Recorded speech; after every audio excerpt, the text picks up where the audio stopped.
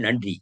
அடுத்ததாக நாம் கேட்க இருப்பது சிங்கேரி மட பீடாதிபதியாக இருந்து அருள் பாலித்த ஸ்ரீ சந்திரசேகர பாரதி சுவாமிகள் அவர்களின் மகிமையை பற்றிய உரையாகும். வழங்குவது நாகராஜன். அன்பார்ந்த தமிழ் நெஞ்சங்களே, திரு கல்யாண்ஜி அவர்களே, அனைவருக்கும் வணக்கம், நமஸ்காரம். சங்கர தேசிக விரசித பீடாதிப மாலிகா மகாரத்னம் பிரணமாமி சந்திரசேகர பாரத்யபிதான தேசிகம் ஹிருதயே. ஆதி சங்கர பகவத்பாதர்களால் தொடுக்கப்பட்டு பிரகாசித்துக் கொண்டிருப்பது ஸ்ரீ சாரதா பீடாதிப மாளிகா என்ற ஹாரம். அந்த ஹாரத்திலே உள்ள ரத்தனங்களில் ஒரு மகாரத்தனமாக விளங்குபவர் ஸ்ரீ சந்திரசேகர பாரதி என்ற பெயருடைய ஆச்சாரியர். அவரை என் இருதய கமலத்திலே இருத்தி நமஸ்கரிக்கின்றேன். இன்று சமீப காலத்திலே வாழ்ந்த ஒரு பெரும் மகானை பற்றி சற்று சிந்தித்து போற்றி வணங்க இருக்கின்றோம். சிங்கேரி பீடத்தில் 34வது பீடாதிபதியாக இருந்து அமர்ந்து அருள் பாலித்த சிங்கேரி ஜெகத்குரு ஸ்ரீ சந்திரசேகர பாரதி மகா சுவாமிகளை பற்றி சொல்ல பல நாட்களும் கூட போதாது. அவரை பற்றிய திவ்ய சரித்திர கடலிலே ஒரு சிறு துளிகளை மட்டும் இன்று பார்க்க போகின்றோம். சிங்கேரியிலே வாழ்ந்து வந்த ஒரு ஏழை குடும்பத்தில் கோபால சாஸ்திரி என்பவருக்கும் லட்சுமம்மா என்ற அவரது பத்தினிக்கும் 12 குழந்தைகளில் ஒருவராக பிறந்தார் நரசிம்மன். 1892ஆம் ஆண்டு அக்டோபர் மாதம் 16ஆம் தேதி அன்று அவர் பிறந்தார். அன்று நந்தன வருடம் ஆஷ்வாயுச மாதம் கிருஷ்ண ஏகாதசி தினம் ஞாயிற்றுக்கிழமை. அந்த குடும்பத்திலே பிறந்த குழந்தைகளில் அவர் ஒருவரே உயிருடன் இருந்தார். அவரது தந்தையார் சிங்கேரி மடத்தின் சர்வாதிகாரியாக இருந்த ஸ்ரீகண்ட சாஸ்திரியிடம் அவரை கொடுத்து அவர் பொறுப்பிலே வளர்க்க சொன்னார். சிங்கேரி ஸ்ரீ சச்சிதானந்த சிவாபிநவ நிருசிம்ம பாரதி மகா சுவாமிகளின் கட்டளைக்கிணங்க அவர் சிங்கேரியில் சத் வித்யா சஞ்சீவனி பாடசாலையில் பயின்றார். பின்னர் பெங்களூரில் பாரதிய கீர்வான பிரப வித்யாபிவர்தனி பாடசாலையிலே வேதாந்தம் மற்றும் பூர்வ மீமாம்சை உள்ளிட்ட அனைத்தையும் கற்றுத் தேர்ந்தார். எதையும் ஒருமுறை கற்றுக் கொடுத்தாலே போதும், அதை புரிந்து கொண்டு அவர் மிக மேதாவியாக விளங்கினார். அவர் அந்த காலத்திலே சிங்கேரியிலே புத்தகங்கள் கிடைப்பது அரிது என்பதால் அவர் பல புத்தகங்களை தன் கைப்பட எழுதி வைத்துக் கொண்டார்.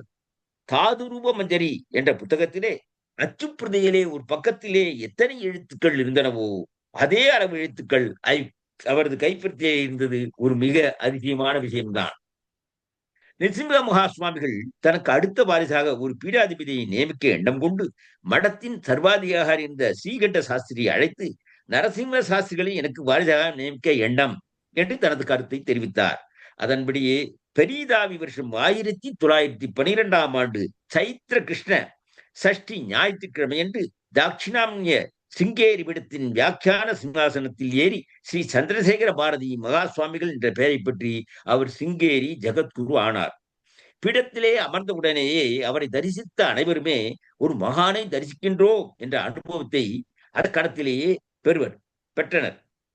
1916ஆம் ஆண்டு சாரதா ஆலயத்தின் கும்பாபிஷேகத்தை அவர் நடத்தினார். அவருக்கு 21 வயதிலேயே சமாதி நிலை கைகூடிவிடும். ஸ்ரீ சாரதாம்பாளின் சந்நிதிக்குள் நுழைந்தவுடனே அவருக்கு ஜெகன்மாதாவின் தரிசனம் மானசீகமாக கிடைத்தது. அவரிடம் சந்தேக விளக்கம் பெற விரும்புவோர் அவரை தரிசித்து தமது கேள்விகளை கேட்க தொடங்கும் முன்னரேயே அவருடைய சந்தேகத்தை போக்கும் விளக்க உரைகளை அவர் அருள்வது வழக்கம். இது பக்தர்களின் அன்றாட அனுபவமானது. வியாதிகளுடன் வருவோர் அவர் தரிசனத்தாலும் சம்பாஷணையாலும் வியாதிகளை தீர்த்து கொண்ட அனுபவங்கள் ஏராளம் ஏராளம் உண்டு. பல அபூர்வமான அதிசய சம்பவங்கள் அவரது பூஜா கூடத்திலே நிகழ்வதுண்டு. ஒரு முறை அவர் பூஜை செய்யும் போது ஒரு நாகசர்ப்பம் பூஜா கூடத்தில் உள்ளே நுழைந்தது. அனைவரும் பயந்தனர். அவர் அனைவரையும் அமைதியாக இருக்கும்படி செய்ய காட்டினார். சர்ப்பம் பூஜை நடக்கும் இடத்திற்கே வந்து விட்டது. சுவாமிகள் ஒரு குண்டத்திலே பாலை ஊற்ற அதன் பாம்பின் முன்னே வைத்தார். அது அமைதியாக பாலை குடித்துவிட்டு தன் படத்தோடு கூடிய தலையை உயர்த்தி பின்னர் தாழ்த்தி மகா சுவாமிகளிடம் உத்தரவு பெற்றுவது போல பெற்று நேருக்கு நேராக அவரை பார்த்துவிட்டு வந்த வழியே சென்றது. பல ஊர்களுக்கும் விஜயம் செய்த அவர் ஏராளமான உபதேச உரைகளை தனது திக்விஜயத்திலே நிகழ்த்தினார். பெரும் அறிஞர்களும் பண்டிதர்களும் ராஜாக்களும் அரசியலிலே உயர் பதவி வகித்தவர்களும் அவரை தரிசிக்க ஓடோடி வந்தனர். குறிப்பிடத்தகுந்த ஒரு சம்பவம், பாரத ராஷ்டிரபதியாக இருந்த பாபு ராஜேந்திர பிரசாத் அவர்கள் அவரை சந்திக்க வந்ததுதான். 1954ஆம் வருடம் ஆகஸ்ட் மாதம் அவர் சிங்கேரிக்கு வருகை புரிந்தார். அவரை பற்றிய விவரங்களை அறிந்த சுவாமிகள் அவரை தங்க பல்லக்கில் அழைத்து வருமாறு கட்டளை பிறப்பித்தார். மடத்திற்கு காரில் வந்து இறங்கிய ராஜேந்திர பிரசாத் தனக்கு அளிக்கப்பட்ட பூரண கும்ப மரியாதையை ஏற்றார். பின்னர் தங்கப்பல்லக்கிலே அமருமாறு அவர் கேட்டுக்கொள்ளப்பட்ட போது சற்று தயங்கிய அவர், அதில் யார் வருவது வழக்கம் என்று கேட்டார். ஜகத்குரு மட்டுமே வரும் பல்லக்கு என்று அறிந்த அவர் பிரமித்து போய் அதில் தான் ஏறி அமர்வது தகாது என்று கூறி பல்லக்கை முன்னே செல்லச் சொல்லி அதன் பின்னேயே தான் பின்னாலே சென்றார். பின்னர் அவர் தங்குவதற்காக ஜகத்குரு தங்கி வரும் இடத்தை காட்டிய போது அவர் அங்கு தங்க மறுத்தார். ஆனாலும் ஜகத்குருவின் விருப்பம் அதுதான் என்று தெரிவித்தவுடன் அவர் அங்கு தங்கி ஜகத்குருவை தரிசித்து ஆசி பெற்று மகிழ்ந்தார். இதே சமகாலத்திலே காஞ்சி பீடாதிபதியாக ஸ்ரீ சந்திரசேகர சரஸ்வதி சுவாமிகள் இருந்து அனைவரையும் அனுகிரகித்து வந்தார். இரு பீடாதிகளும் ஒருவருக்கொருவர் நேரில் சந்திக்கவில்லை என்றாலும் கூட முக்கியமான விஷயங்களிலே இருவரும் பரஸ்பரம் கருத்துக்களை பரிமாறிக் கொண்டிருந்தனர். ஒரு சமயம் இருவரும் அருகருகே இந்த ஊர்களில் இருந்தபோது தனது பல்லக்கு தூக்கிகளை காஞ்சி பீடாதிபதியின் பல்லக்கை தூக்க அனுப்பினார் சிங்கேரி பீடாதிபதி. காலம் வேகமாக நகர 1931 மே மாதம் 22 நாளன்று தனது வாரிசாக சீனிவாச சாஸ்திரி என்ற சீடருக்கு அபிநவ வித்யா தீர்த்தர் என்ற பட்டப்பெயருடன் அவரை தனக்கு அடுத்த மடாதிபதியாக அவர் நியமித்தார். 1945 முதல் அவர் சகல விஷயங்களிலிருந்து ஒதுங்கி உள்முக நிலையிலேயே இருக்கலானார். இவர் உள்முக நிலையில் அடிக்கடி இருந்து சமாதியை அனுபவித்ததால் மட நிர்வாகம் சரியாக நடைபெறவில்லை என்ற புகார் எழும்ப அதை விசாரிக்க அரசு சார்பில் நேரடியாக அதை கவனித்து விசாரிக்க ஒரு அரசு அதிகாரி நியமிக்கப்பட்டார். அவர் நேராக சிங்கேரி வந்தார். அவர் சில நாட்கள் தங்கி திரும்பி செல்லும் போது பகிர்முக நிலையில் அனைவருக்கும் தீர்த்தம் கொடுத்து ஆசீர்வதித்துக் கொண்டிருந்தார் சுவாமிகள். அவரிடம் தீர்த்தம் பெற வந்தார் அரசு அதிகாரி. என்ன, எல்லாம் நல்லபடியா முடித்ததா, அறிக்கை ரெடியா என்று அவரிடம் சுவாமிகள் கேட்க அவர் அசந்து போனார், பயந்து போனார். ஒரு சில சொற்களில் தனது நிலையை அவர் அதிகாரியிடம் கூற அவர் அரசாங்கத்திற்கு அனுப்பிய அறிக்கையிலே மகான்களின் போக்கை யாராலும் அறிய முடியாது என்ற துணியிலே தனது அறிக்கையை அனுப்பி வைத்தார். மகான்களின் வாழ்க்கையை பற்றி மகாபாரதம் சாந்தி பருவத்திலே வரும் ஸ்லோகம் இது. சுகுணானிம மிகாகாசே ஜலே வாரி சரஸ்யச பதம் யதா ந திருஷ்யதே ததா ஞானவதாம் கதி.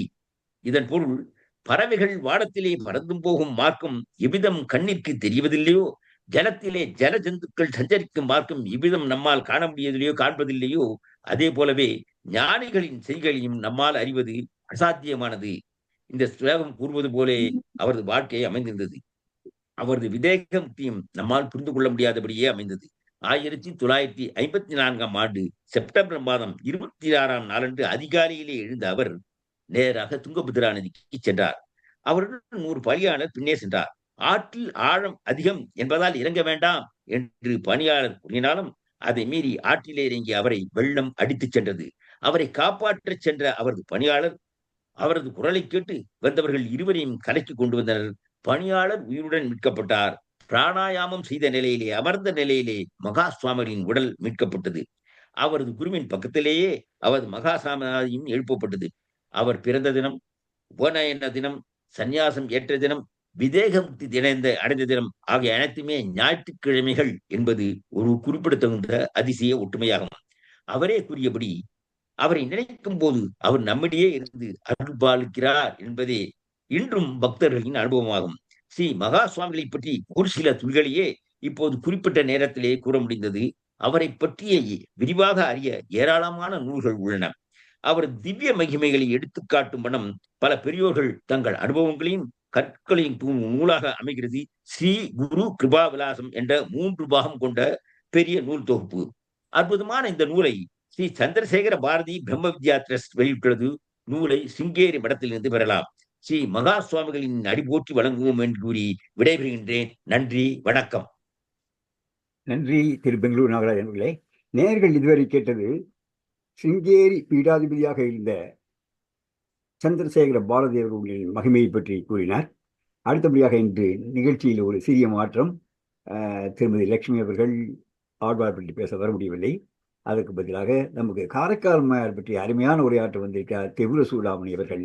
அவர் தங்களை அறிமுகப்படுத்திக் கொண்டு பிறகு உரையை தொடங்கும்படி கேட்கிறோம். என்றால் நீங்கள் முதல் தடவையாக எங்களுக்கு வந்திருக்கிறீர்கள். ஆக உங்களுடைய அறிமுகம் எங்களுக்கு தேவை. அதன் பிறகு காரைக்கால் அம்மையார் பற்றி பேசலாம். எங்களுடைய நிகழ்ச்சிகள் 2 மணிக்கு முடிவடையும். நான் நினைவுபடுத்துகிறேன், 1 நிமிடத்துக்கு முன்பாக நீங்கள் துவங்கலாம்.